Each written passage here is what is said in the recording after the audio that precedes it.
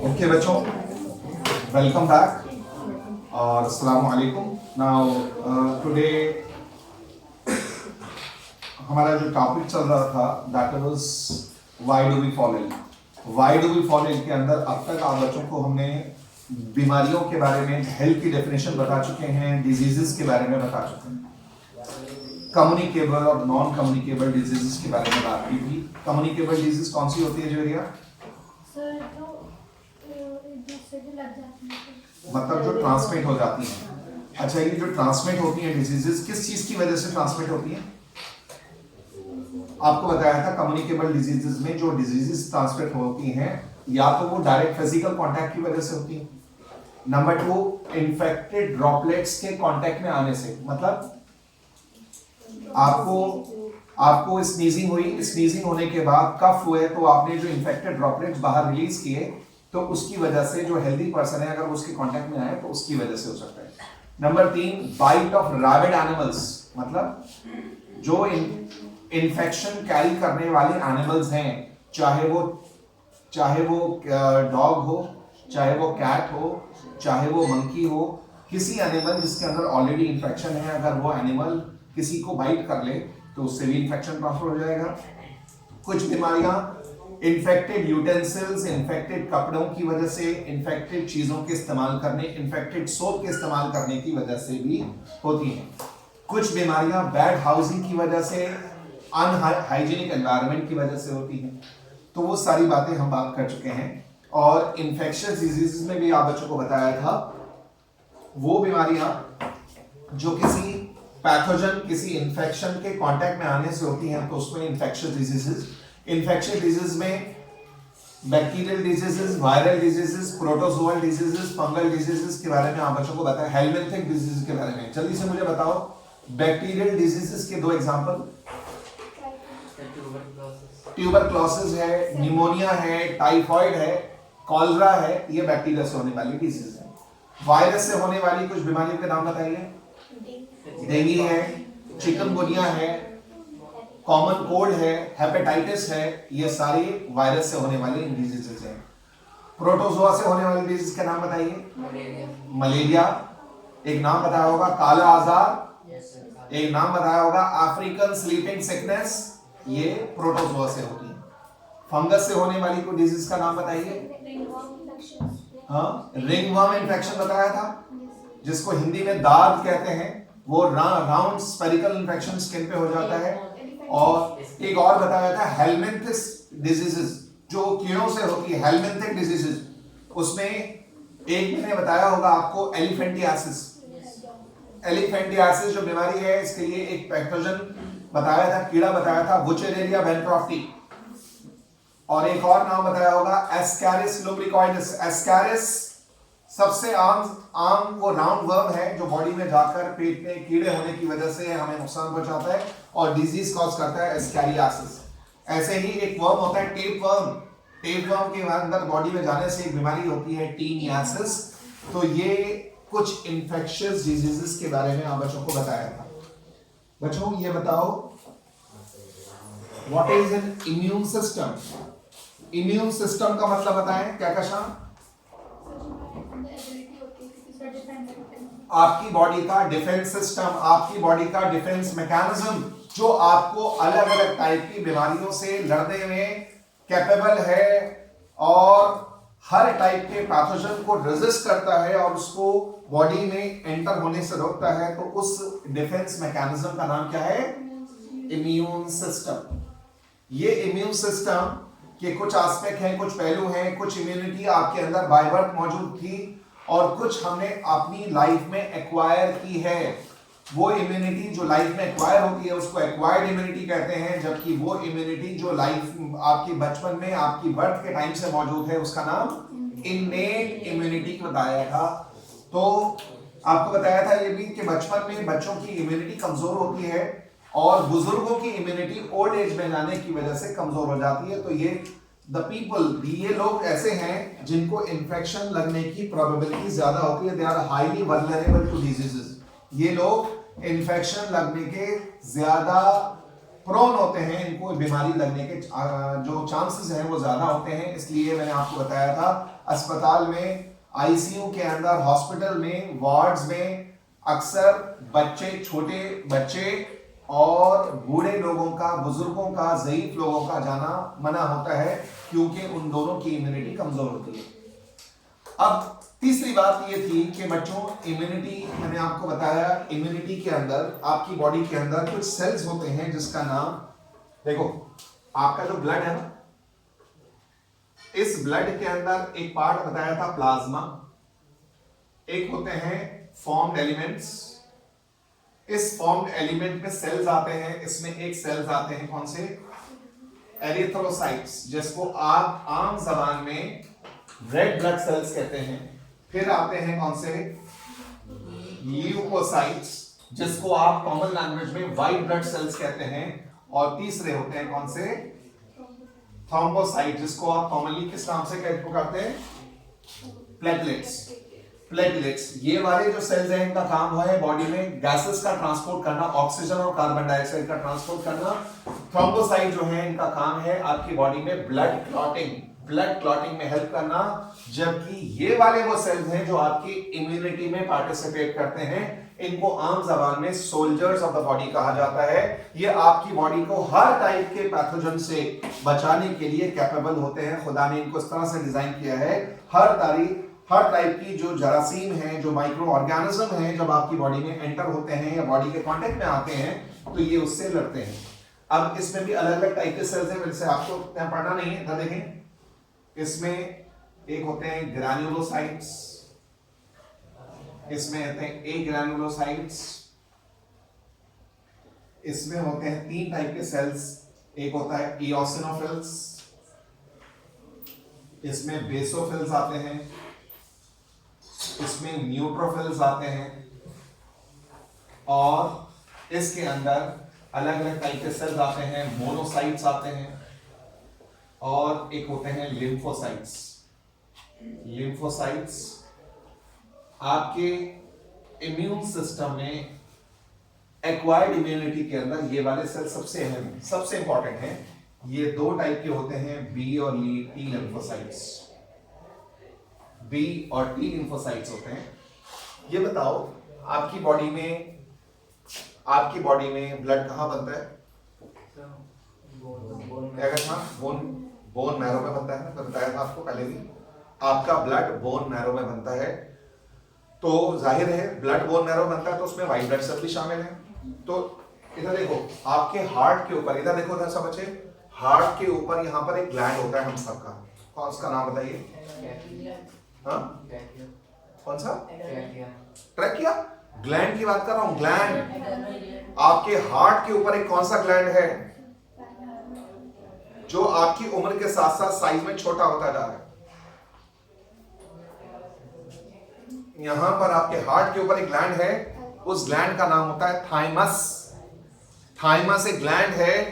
इधर देखो, वो लिम्फोसाइट, वो व्हाइट ब्लड सेल्स जो बनते बोन मैरो में हैं, मैच्योर भी यही होते हैं, उनको बील कहते हैं। वो लिम्फोसाइट, वो व्हाइट ब्लड सेल जो बनते तो बोन मैरो में हैं, लेकिन मैच्योर होने के लिए इधर चले जाते हैं थाइमस पर। T for thymus, B for bone marrow याद रखना, टी फॉर थाइमस याद रखेगा।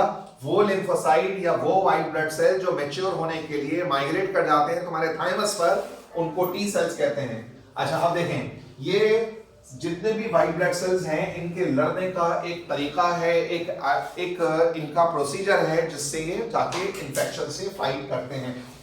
इन्फेक्शन से फाइट करने का इनका एक तरीका है, जिसको हम कहते हैं ल्यूकोसाइट। लेकिन देखें, अक्सर जब इन्फेक्शन आता है तो ये सारे डब्ल्यूबीसी लड़ने के लिए खुद जाते हैं, लेकिन बेटा ये वाला जो सेल है ना, बी सेल्स, आपकी बॉडी में ये बी सेल्स, बी एक डब्ल्यूबीसी है जो आपकी बॉडी में जब कोई इन्फेक्शन आता है या एंटीजन आता है, उससे लड़ने के लिए खुद नहीं जाते, बल्कि प्रोटीन की फौज बना के भेजते हैं, आर्मी। उसका नाम क्या होता है? क्या? एंटीबॉडीज। एंटीबॉडीज वो प्रोटीन के मॉलिक्यूल्स हैं, वो प्रोटीन की आर्मी है। वो प्रोटीन मॉलिक्यूल्स से बहुत सारे जो आपकी बॉडी में ये वाले व्हाइट ब्लड सेल्स सिक्रीट करते हैं आपकी बॉडी को बीमारी से लड़ने के लिए। देखें, आपको शायद ये बात मालूम होगी, जो डॉक्टर्स कहते हैं mother's milk is best for babies.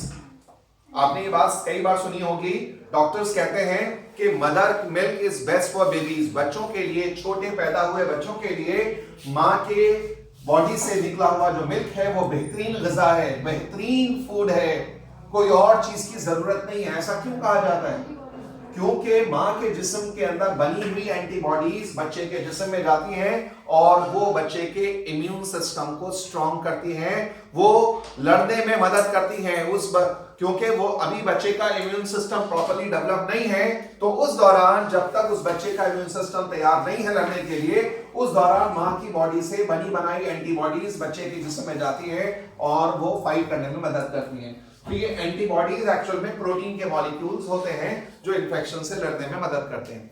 ये बताइए, मान लीजिए आप रोड पर साइकिलिंग कर रहे थे, सड़क पे आप साइकिल चला रहे हैं, साइकिल चलाते चलाते आपकी साइकिल गिर गई, आप साइकिल से गिर गए, आपका हाथ कहीं पे छिल गया, स्किन छिल गई, हल्का सा ब्लीडिंग होने लगी। डॉक्टर के पास जाएंगे ड्रेसिंग के लिए, तो आपको वहां पर ड्रेसिंग तो कर दी जाएगी, साथ में एक इंजेक्शन दिया जाता है। वो क्या है? टेटनस। वो टेटनस का वैक्सीन आपको दी जाती है, टेटनस आपका इंजेक्शन आपको दिया जाता है ताकि उसकी वजह से आपको रोड पे जो इन्फेक्शन था वो आपके जिस्म में एंटर ना हो जाए या सर्वाइव ना कर पाए, इसलिए दिया जाता है। नाउ एक बात, ये बातें डिजीजेस तो हो गई थी, इम्यूनिटी भी बता दी थी। तो इम्यूनिटी में व्हाइट ब्लड सेल। अच्छा ये बताइए, ये ब्लड कैंसर में क्या होता है? यूसुफ, ब्लड कैंसर में क्या होता है? जोरिया, सना, ब्लड कैंसर में क्या होता है बच्चों? अदीबा, ब्लड कैंसर में बताएं। रेहान,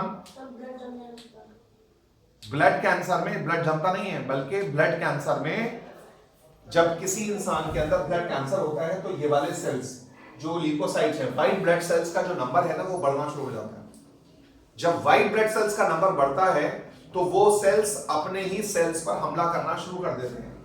हमारे ये व्हाइट ब्लड सेल्स का नंबर जब बहुत तेजी से अनकंट्रोल तरीके से इसका नंबर बढ़ने लगेगा व्हाइट ब्लड सेल्स का, तो उसको आम जबान में कहते हैं, मतलब उसको कहते हैं ब्लड कैंसर। साइंटिफिकली और मेडिकली जो टर्म होता है उसका नाम है ल्यूकीमिया, ल्यूकीमिया या ब्लड कैंसर। बात समझ आ गई? तो बहरहाल कैंसर एक टाइप की क्रॉनिक डिजीज है, वो आप बच्चों को मालूम है। देन बच्चों, अब डिजीज से बचने के उपाय क्या हैं? डिजीज से बचने का तरीका, सबसे पहले तो अगर आप डिजीज से अपने आप को बचाना चाहते हैं, अगर सवाल आ जाए एग्जाम में, what are various ways a person can remain healthy, किस तरीके से एक इंसान हेल्दी रह सकता है और बीमारियों से फ्री रह सकता है, तो क्या क्या तरीके हो सकते हैं? सबसे पहले तो person must have a balance diet. Balance diet क्यों? क्योंकि अगर वो सारी चीजें सही मिकदार में लेगा तो उसकी बॉडी के सारे ऑर्गन ठीक से फंक्शन करेंगे और उसमें प्रोटीन्स वगैरह होते हैं। प्रोटीन ग्रोथ के अलावा एंटीबॉडीज बनाने में भी पार्टिसिपेट करते हैं जो इसकी इम्यूनिटी के लिए जरूरी है। Number 1। Number 2, person should maintain its personal और सराउंडिंग हाइजीन। अपना और अपने आसपास सफाई का ख्याल रखे वो पर्सन। अगर वो बीमारियों से फ्री रहना चाहता है, वो चाहता है इन्फेक्शस फ्री रहे, वो बीमारियों से फ्री रहना चाहता है, तो उसको अपनी पर्सनल हाइजीन और सराउंडिंग के हाइजीन का ख्याल रखना होगा। आपको अपनी सफाई का, अपने घर की सफाई और आसपास पड़ोस की सफाई का ख्याल रखना जरूरी है, जो कि अक्सर सोसाइटी में हम देखते हैं नहीं लोग करते। अक्सर लोग सोसाइटी के अंदर अपने घर को साफ रखते हैं, लेकिन सराउंडिंग जो गलियां होती हैं, जो मोहल्ले होते हैं, जो एरियाज हैं, वो अक्सर बहुत गंदे, अनटाइडी होते हैं। तो इसलिए अगर सराउंडिंग हेल्दी नहीं है, अगर सराउंडिंग में गंदगी फैली हुई है, तो आप अपने घर को कितना ही साफ रखें, आप हेल्दी नहीं रह सकते, क्योंकि वो सराउंडिंग की जो हवा है वो अल्टीमेटली आप तक पहुंचेगी। आपने इधर देखो, जैसे आपने सुना होगा दिल्ली के अंदर एक गाजीपुर है, गाजीपुर, वहां पर कूड़े का एक पहाड़ इकट्ठा हो चुका है। कूड़े का एक पहाड़ इकट्ठा हो गया जहां पर अलग अलग टाइप के बायोडिग्रेडेबल और नॉन बायोडिग्रेडेबल चीजों को डंप किया जा रहा है। अच्छा, उस डंपिंग साइट पर के आसपास जो घर होंगे, जो लोग रहते होंगे वहां पर आसपास, हवा के थ्रू जो माइक्रोब्स होंगे, जहरीले फ्यूम्स केमिकल्स होंगे, जो नॉन बायोडिग्रेडेबल केमिकल्स हैं उनकी फ्यूम्स होंगे, वो उड़ते होंगे तो उनकी हेल्थ अफेक्ट होगी। अगर वो पर्सन, वो लोग कितना ही अपने घर को साफ सुथरा रखें, लेकिन सराउंडिंग उनकी गंदी होने की वजह से वो बीमारियों से बच नहीं सकते, वो हेल्दी नहीं रह सकते, हवा पोल्यूटेड होगी ही होगी। तो इसलिए अगर आप हेल्दी रहना चाहते हैं तो आपको नंबर 1 अपनी डाइट का ध्यान रखना होगा, balance diet. Number 2 personal hygiene का ध्यान रखना चाहिए, सराउंडिंग हाइजीन का ध्यान रखना चाहिए। Number 3 you must do proper regular exercise. Regular physical exercise करेंगे तो उससे भी आप हेल्दी रहेंगे। कई बार हम डाइट तो सही ले रहे हैं लेकिन हम फिजिकल वर्क नहीं करते। अगर आप फिजिकल वर्क नहीं करेंगे तो आपकी बॉडी के अंदर अलग अलग टाइप की डिसऑर्डर स्टार्ट हो जाएंगे। आपको डायबिटीज की दिक्कत हो सकती है। आपने कभी सुना है आज तक कि किसी रिक्शा पुलर को डायबिटीज है? अगर होगी भी तो वो इंसान इतना फिजिकल वर्क करते हैं तो असर नहीं पड़ता। लेकिन हम लोग, हमारे अंदर अगर कोई प्रॉब्लम हो जाती है, आजकल हम इतने आलसी हैं कि हमें तो आजकल लाइट भी ऑन करने के लिए आजकल लोग रिमोट्स वाली लाइट, रिमोट वाले फैंस यूज कर रहे हैं कि उसको ऑन करने के लिए, ऑफ करने के लिए उठना ना पड़े, बैठे बैठे हम लाइट्स को ऑफ और स्विच ऑफ करें। तो जब अगर आप फिजिकल वर्क नहीं करेंगे, अगर आप एक्सरसाइज नहीं करेंगे, फिजिकल वर्क नहीं करेंगे तो भी आपको आपकी हेल्थ अफेक्ट होगी। आपने एक चीज होती है कैलोरीज। जो आप खाना खाते हैं, जो आप ग़िज़ा खाते हैं, उसकी कैलोरीज आप काउंट करिए। उसकी कैलोरीज अगर आपने कैलकुलेट करी और आप एक दिन में मान लो कितनी कैलोरीज ले रहे हैं, फॉर एग्जांपल 1000 कैलोरीज अगर आप ले रहे हैं एक डाइट में, तो आपको देखना पड़ेगा जो आप रोजाना काम करते हैं वो कितनी कैलोरीज का है। अगर आपकी कैलोरीज का इंटेक ज्यादा है और आउटपुट कम है तो वो कैलोरीज आपकी बॉडी में चर्बी की शक्ल में, आपकी बॉडी में फैट की शक्ल में इकट्ठी होगी और उसकी वजह से आपको health related issues, heart related issues और बहुत सारी बीमारियां के इम्कानात होंगे। लेकिन अगर आप डाइट बहुत अच्छी ग़िज़ा सुबह मॉर्निंग में हैवी लेते हैं, you are having butter, you are having cheese sandwich, you are having paratha and something else, आप इस टाइप के हैवी ग़िज़ा आप रोजाना करते हैं और आप फिजिकल वर्क भी करते हैं। स्कूल में आप बास्केटबॉल खेलते हो, वॉलीबॉल खेलते हो, क्रिकेट खेलते हो, जॉगिंग करते हो, बहुत सारे फिजिकल वर्क करते हैं, आप साइकिलिंग भी करते हैं, रोजाना साइकिल से स्कूल जाते हैं, तो फिजिकल वर्क करने की वजह से जो कैलोरीज आप ले रहे हैं तो मुमकिन है वो सारी कैलोरीज आप बर्न कर लेते हैं, तो ये अच्छी बात है। लेकिन जो लोग जितनी कैलोरीज ले रहे हैं वो कैलोरीज वो बर्न नहीं करते। एक कहावत आपने सुनी होगी, take breakfast like a king, take lunch like a prince, take dinner like a beggar. I repeat, take breakfast like a king, take lunch like a prince, take dinner like a beggar. मतलब हमारी पूरे दिन के अंदर जो रोजाना हमारा routine है उसमें सबसे अच्छा, सबसे न्यूट्रिटिव हमारा ब्रेकफास्ट होना चाहिए और सबसे लाइट हमारा डिनर होना चाहिए। लेकिन अक्सर आप माशरे में देख लेंगे, अक्सर लोग इसका उल्टा करते हैं, अक्सर लोग इसका अपोजिट करते हैं। तो अगर आप हेल्दी रहना चाहते हैं तो सुबह का ब्रेकफास्ट अच्छा होना चाहिए, रात का डिनर लाइट होना चाहिए। फिर इसके अलावा कुछ अच्छी हैबिट्स हैं। हैबिट्स क्या हैं?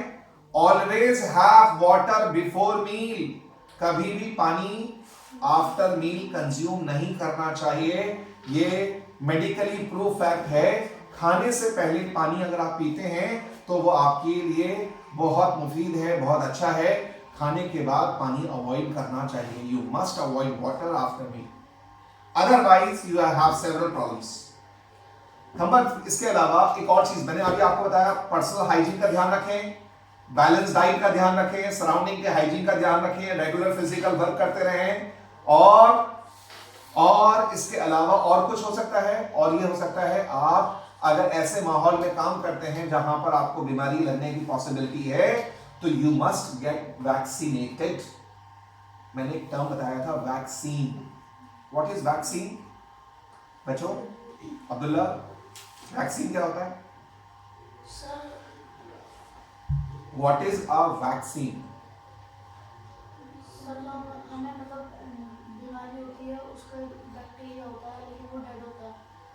किसी बीमारी, जिस बीमारी से आप बचना चाह रहे हैं उस बीमारी के कीटाणु, उस बीमारी के जरासीम कमजोर करके, मार कर आपके जिस्म में जब डाल दिए जाते हैं तो उसको कहते हैं वैक्सीन।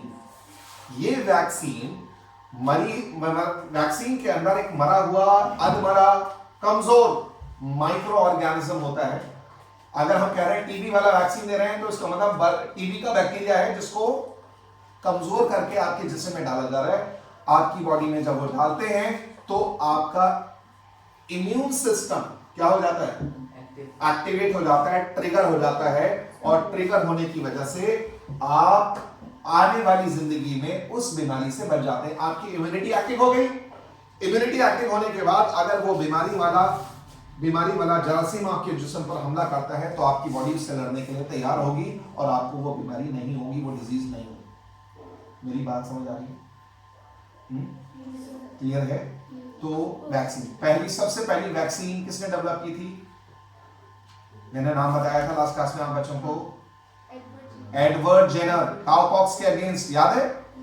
काउपॉक्स के अगेंस्ट, और एडवर्ड जेनर ने पहली वैक्सीन को तैयार किया था। That was the first vaccine जो तैयार की गई थी, वो काउपॉक्स के अगेंस्ट थी। आज की डेट में बहुत सारी वैक्सीन आप लगवाते हैं। हेपेटाइटिस की वैक्सीन होती है और बीसीजी वैक्सीन टीबी की होती है।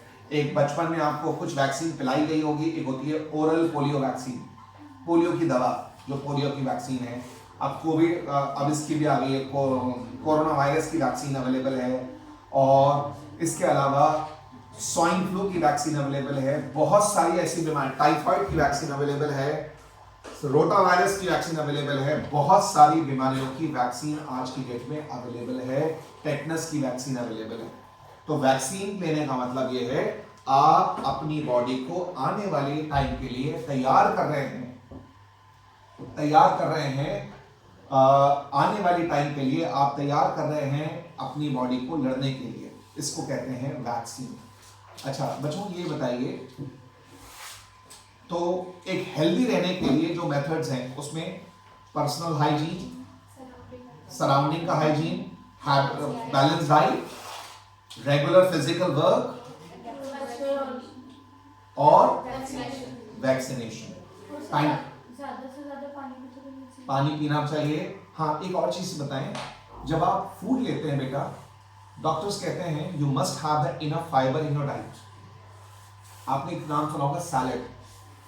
जब आप लंच करते हैं, डिनर करते हैं, तो अक्सर आपसे सजेशन दिया जाता है you must have the salad, सलाद जिसे हम उर्दू में कहते हैं, कंज्यूम करना। क्यों भाई? Salad, why we must have salad in our diet? Salad diet में लेने का क्या फायदा है? फाइबर ज्यादा होने से फायदा क्या होगा? फाइबर जब ज्यादा होता है तो एक वर्ड सुना होगा,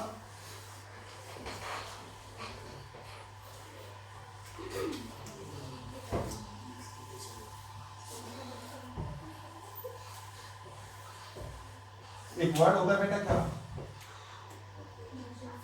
रफेज। जितना आपकी डाइट में फाइबर रफेज ज्यादा होगा, असल में आपकी आंतों में ना खाना इस तरह से मूव करता है। देखो ये खाना जो है ना ऐसे मूव करता है और ये आपकी आंतों से घूमता हुआ आपके रेक्टम तक पहुंच जाता है और उसके बाद इसको बाहर बॉडी के बाहर निकलना होता है ये वेस्ट फूड, तो इसको कहते हैं आंतों के अंदर खाना जब आगे मूव होता है तो इसके लिए टर्म इस्तेमाल करते हैं, क्या कहते हैं, क्या कहते हैं इसको, बॉवल मूवमेंट। आपके आंतों के अंदर खाना जब मूव करता है तो उसको बॉवल मूवमेंट कहा जाता है। ये बॉवल मूवमेंट आपकी और मेरी आंतों में लगातार होता रहता है। कुछ लोगों के अंदर जिनके अंदर ये खाने में रफेज इनफ नहीं होता, तो ये बॉवल मूवमेंट आंतों में जो होती है वो इररेगुलर हो जाती है, हुई फिर बंद हो गई, हुई फिर बंद हो गई। तो इररेगुलर बॉवल मूवमेंट की वजह से आंतों में लगातार मूवमेंट, रेगुलर बॉवल मूवमेंट के रुकने की वजह से एक परेशानी होती है। अक्सर सुना होगा आपने कॉन्स्टिपेशन। कॉन्स्टिपेशन, कॉन्स्टिपेशन का मतलब होता है आपकी बॉडी में, आपकी आंतों में जो अनडाइजेस्टेड फूड था वो आपकी आंतों में ज्यादा वक्त तक पड़ा रहेगा, जिससे आपको पेट में दर्द, आपकी बॉडी में गैस की प्रॉब्लम, आपका फेस खराब होगा और ये सारी प्रॉब्लम्स आपको आती हैं। इसका नाम होता है कॉन्स्टिपेशन। इसलिए कहा जाता है कि आपको हेल्दी रहने के लिए balance diet, proper healthy feeding habits, जिसके अंदर खाने से पहले पानी पीना, खाने के बाद पानी अवॉइड करना, फिर उसके बाद बहुत ज्यादा स्पाइसी फूड को अवॉइड करना, रेगुलर एक्सरसाइज करना, सराउंडिंग का और घरों के आसपास और अपने घर का हाइजीन का ख्याल रखना, आसपास के अपने गली मोहल्ले साफ रखना, ये सारे मेथड्स होते हैं जिससे आप हेल्दी रह सकते हैं। ये आपके एग्जाम में क्वेश्चन आ सकता है, what are various ways by which we can be healthy person. तो इस तरह से हेल्दी रह सकते हैं। अब खुदा ना खास्ता बीमारी हो जाए, अब बीमारी से बचने का तरीका है। बीमारी से बचने के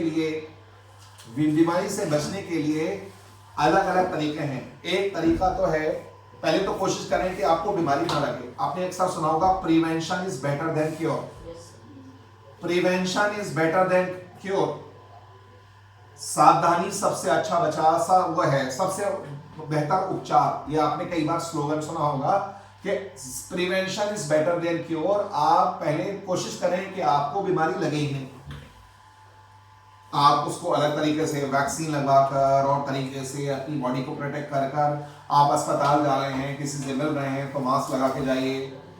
आप नर्स हैं तो किसी हॉस्पिटल में आप नर्स हैं तो आपको वैक्सीन, बचाव के लिए खुद वैक्सीन लगवाइए। और आपको लग रहा है कि इस पेशेंट को छूना जरूरी है तो उसके लिए आपको चाहिए पीपीई किट पहन लीजिए, ग्लव्स पहनिए, मास्क लगाइए ताकि वो बीमारी आपको ना लगे।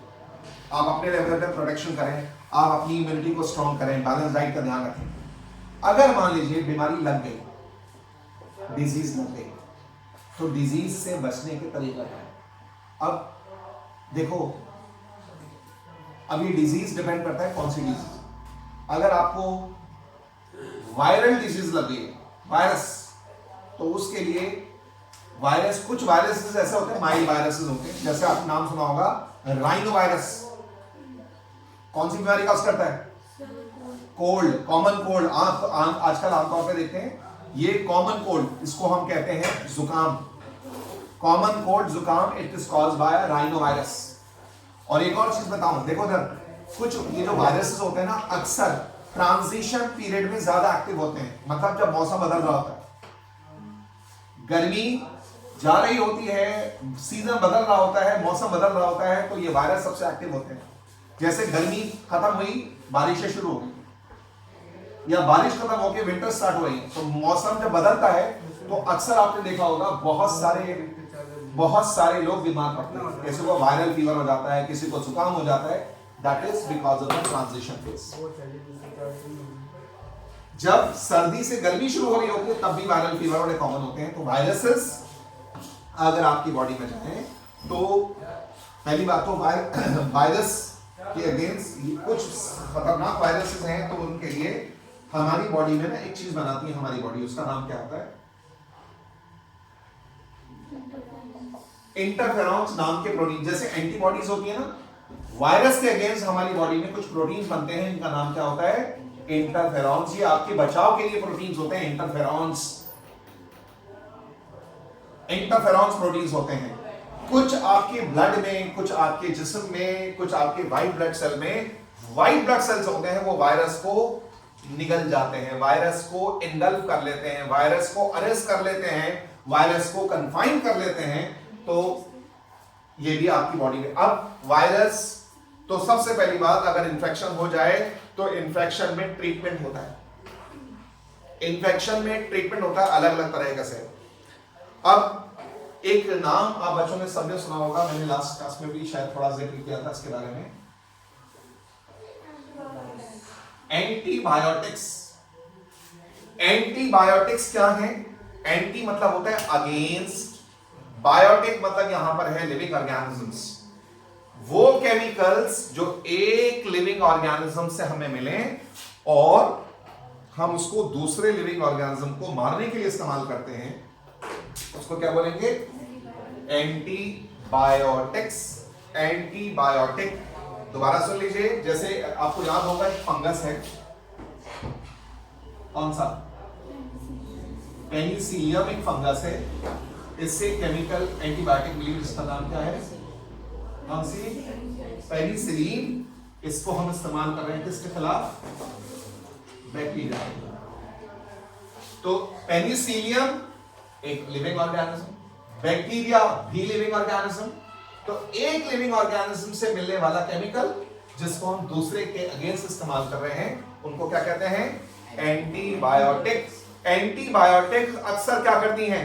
एंटीबायोटिक्स माइक्रोब को मारती हैं। और कैसे मारती हैं? इधर देखो, माइक्रो ऑर्गेनिज्म के ऊपर एक बाहर सेल एनवेलप होता है, सेल वॉल होती है, उसको डैमेज करता है कौन? एंटीबायोटिक। जितनी भी एंटीबायोटिक होती है, it affects the cell membrane, जो उसका सेल एनवेलप होता है बैक्टीरिया का, माइक्रो ऑर्गेनिज्म के सेल एनवेलप को तोड़ देती है कौन? एंटीबायोटिक। लेकिन ये एंटीबायोटिक वायरस के अगेंस्ट काम नहीं आती। कभी भी अगर आपको वायरल डिजीज हो जाए तो उस केस में कोई एंटीबायोटिक नहीं ली जाती, ना दी जाती है। फॉर एग्जाम्पल, अगर आपको कॉमन कोल्ड हो गया, जुकाम हो गया, तो आप कोई एंटीबायोटिक ना लें, ना डॉक्टर आपको देंगे, क्योंकि वो वायरस से हुआ है। वायरस में कभी भी एंटीबायोटिक का इस्तेमाल नहीं करते। क्यों नहीं करते? इधर देखो,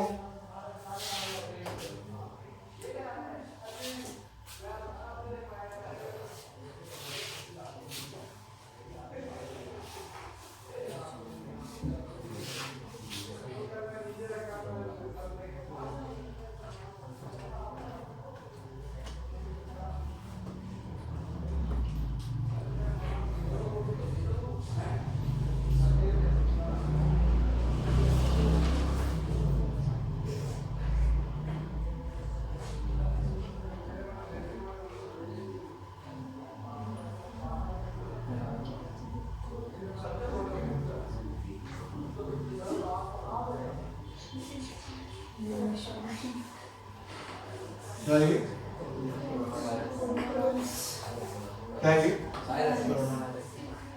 है ना खूबसूरत वायरस?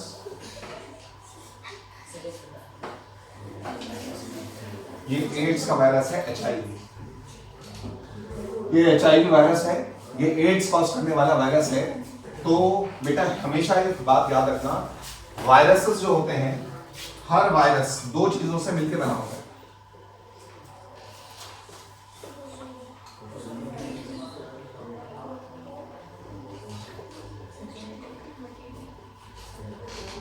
क्या? प्रोटीन कोट और जेनेटिक मटेरियल। ये जो आप देख रहे हैं, ये प्रोटीन कोट है, और इसके अंदर ये जो लंबा सा थ्रेड देख रहे हो, ये एक जेनेटिक मटेरियल होता है, RNA। जैसे DNA सुना होगा, DNA, ऐसे इसके अंदर, वायरस के अंदर अक्सर जो मटेरियल होता है वो क्या होता है? RNA। और ये क्या है? Protein coat. क्या वायरस में सेल मेम्ब्रेन होती है? क्या वायरस में सेल मेम्ब्रेन होती है? ना तो वायरस में सेल मेम्ब्रेन होती है, ना सेल वॉल होती है। और एंटीबायोटिक, कोई भी एंटीबायोटिक वो करती क्या है? सेल एनवेलप को, सेल मेम्ब्रेन को डैमेज करती है, सेल मेम्ब्रेन को, सेल एनवेलप को तोड़ती है। जब वायरस में ना तो सेल एनवेलप है, ना उसके अंदर कोई मेम्ब्रेन है, तो इसलिए अगर आप वायरस लेंगे, वायरस आपकी बॉडी में है, तो आपको एंटीबायोटिक लेंगे, तो एंटीबायोटिक का काम होता है सेल मेम्ब्रेन को या सेल एनवेलप को डैमेज करना, जबकि virus doesn't have a cell membrane. इसलिए एंटीबायोटिक किसी काम की नहीं होती अगेंस्ट वायरसेस। वायरस को खत्म नहीं किया जा सकता। वायरस के अगेंस्ट आप दवाइयों में एंटीबायोटिक का इस्तेमाल नहीं कर सकते। एंटीवायरल दवाइयां आती हैं लेकिन एंटीबायोटिक्स इस्तेमाल नहीं कर सकते। एंटीबायोटिक का काम सेल एनवेलप को, माइक्रोब्स को खत्म करना होता है, सेल एनवेलप को, मेम्ब्रेन को तोड़ना होता है। कुछ बात समझ आ रही है नहीं? आर यू गेटिंग मी और नॉट? जी कुछ कह रहे थे? अच्छा जी, ये जो एड्स का वायरस है ये बॉडी में करता क्या है? आपकी इम्यूनिटी को कमजोर कर देता है। जब इम्यूनिटी कमजोर हो जाएगी आपकी इम्यूनिटी कमजोर हो जाएगी, इधर देखें, आपकी इम्यूनिटी कमजोर हो जाएगी तो आपकी बॉडी में हर टाइप की बीमारी, बैक्टीरिया, वायरस, प्रोटोजोआ, हर टाइप का इंफेक्शन आपको लगेगा और आप बार बार बीमार रहेंगे। देखिए कुछ लोग अपनी सोसाइटी में ऐसे देखे होंगे, कुछ बच्चे हैं, कुछ माँ बाप ऐसे होते हैं, बच्चों को जरा सा बीमार हुआ डॉक्टर के पास ले जाके एंटीबायोटिक दे दी, एंटीबायोटिक बच्चा ठीक हो गया, थोड़े दिन में फिर बीमार पड़ा, फिर एंटीबायोटिक दी, ठीक बच्चा ठीक हो गया। एंटीबायोटिक अगर आप बार बार लेने के आदी हैं, अगर आप ओवर डिपेंडेंट हैं ऑन मेडिसिन, दवाइयों पर, एंटीबायोटिक पे आप बहुत कुछ ज्यादा डिपेंड हो गए, तो मुमकिन है आपकी बॉडी उस जरासीम से लड़ने की जो ताकत खुदा ने आपको दी है वो खो देगी और आप पूरी जिंदगी ताउम्र उस बीमारियों पर से जूझते रहेंगे, सफर करते रहेंगे। आपको वो बीमारी बार बार लगती रहेगी अगर आप ओवर डिपेंडेंट हो जाएंगे मेडिसिन पर। मेरी बात थोड़ी बहुत समझ आ रही है?